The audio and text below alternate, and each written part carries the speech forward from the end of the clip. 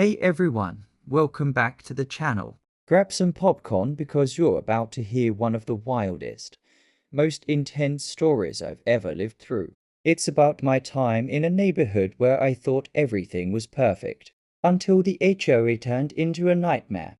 If you're watching from outside the US, drop a comment and let me know where you're tuning in from. Let's see how far this story travels. So, picture this. I've just moved into a nice suburban neighborhood called Oakfield Estates. The lawns are pristine, the houses are picture perfect, and kids are riding bikes up and down the street. It's a picture of suburban bliss until the HOA turned into something far from blissful. Now, I wasn't new to HOA life. I had lived in other neighborhoods before, but they were nothing like Oakfield Estates. Everything seemed so perfect and well managed. That's what drew me in. I figured it was just another well-run community where people respected the rules, kept their property tidy, and everyone got along. The first person I met was Sandra Hall, the HOA vice president. She greeted me with a big smile, but there was something off about it. You know, that kind of smile that's way too perfect, like it was pulled from a movie script? Yeah, that was Sandra. At first, I didn't think much of it. She told me how great it was to have me in the neighborhood, but I felt an undercurrent of judgment. She was eyeing me like I was already a problem. Turns out, she had already made up her mind about me. Why? Because I was different, and when I say different, I mean I wasn't about to play the HOA game. I wasn't going to let someone dictate my life just because they had a title and a few rules they could hide behind. I was about to find out that Sandra had a very narrow view of what acceptable meant, and I was clearly on the outside of that view. The trouble started the moment I rolled in with my Porsche. Yeah, I get it. It's a flashy car, but it's mine. I've worked hard for it, and I was proud to drive it. I parked it in my own driveway, exactly where any other car in the neighborhood would go. No special treatment, just a regular driveway spot. But a few days later, I received my first official HOA fine. The notice claimed that my Porsche was parked improperly. When I read that, I thought, wait, what? It's in my driveway. How could I possibly park it wrong? But it didn't matter. The fine was there, and I had to pay it. This wasn't a warning.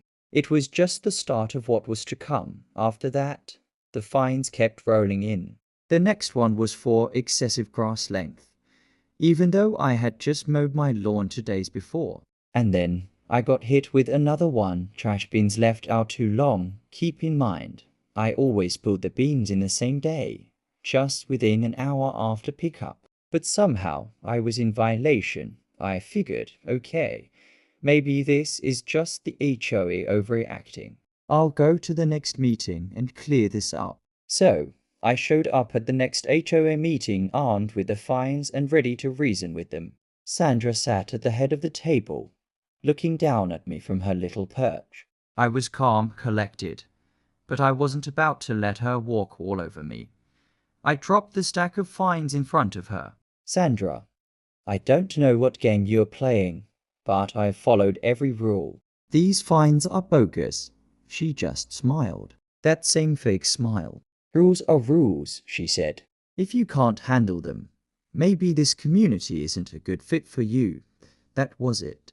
That was the moment I realized she was not going to back down. She didn't care about the rules. She cared about control. And that control was her weapon. That's when the first seed of conflict was planted.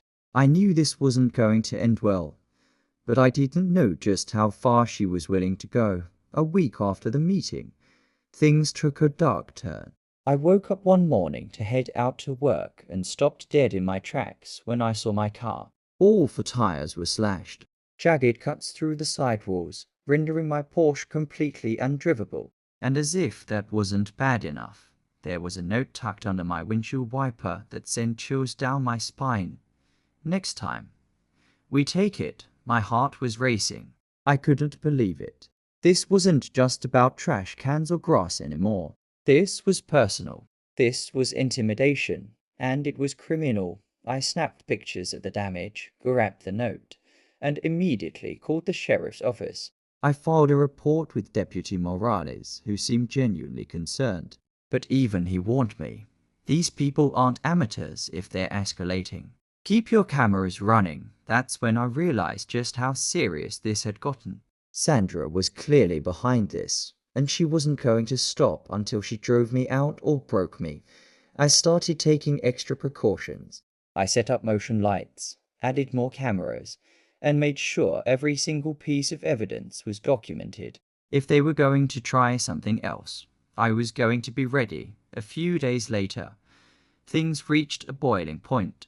I was sitting at home, minding my business, when my security cameras sent me an alert. I checked the feed and saw something I didn't expect.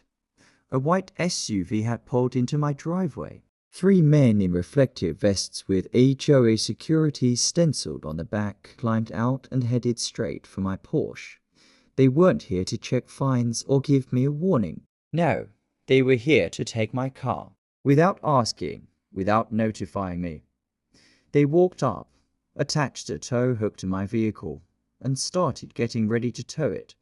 I couldn't believe what I was seeing. This wasn't just a fine or some petty neighborhood dispute. This was theft in broad daylight, and they were trying to get away with it. No knock on the door. No warning, just straight up taking my car as if they had any authority. I stepped out onto my porch, calm but deliberate, hands behind my back, letting them know I was watching. The lead man turned, gave me a smart look, and said, "We're impounding your vehicle." HOA violation. I asked, on what authority? And that's when he flashed a laminated badge, something that looked cheap and fake, like a prop from a bad movie. I knew immediately this was a scam, and they had no legal right to do what they were doing. I didn't flinch. I revealed my badge slowly, the US Marshal star on my waist. A message loud and clear. "You're messing with the wrong person," dotted he first. They laughed. They didn't believe me. But as I kept walking toward them, my message became clear. This wasn't just a friendly warning. They were about to find out who they were dealing with. The lead guy stepped forward with a crowbar. That was it. The last straw. He swung at me, and instinct took over. My training kicked in. I moved into the swing, deflected it, and fired a single shot. Not to kill, but to stop him right in the thigh. He went down fast, and I had the other 2 coming at me. What happened next was pure instinct and training. The second man got his arm snapped in a wrist lock. The third was driven into the pavement with a shoulder tackle that knocked the wind out of him. It was over in seconds, but those seconds felt like a lifetime. The whole thing was caught on camera, timestamps, audio, everything. My neighbors were pouring into the street, phones in hand, recording the entire scene. By the time the sheriff arrived, they had everything they needed. The deputies secured the 3 men, and medics arrived to treat their injuries. It didn't take long for the sheriff's investigators to start reviewing the footage. Every detail, every interaction was there. The fake badges, the fake security vests, the threats, all recorded within 48 hours. We had the paper trail, bank transfers, Venmo payments, and text messages tied the 3 men directly to Sandra Hall. One text even read, "Handle the Porsche. Teach him a lesson." The evidence was irrefutable.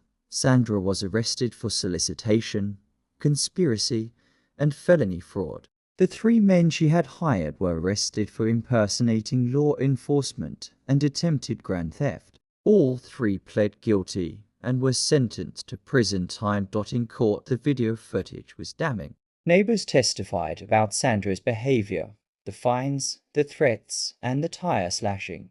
The jury didn't deliberate long.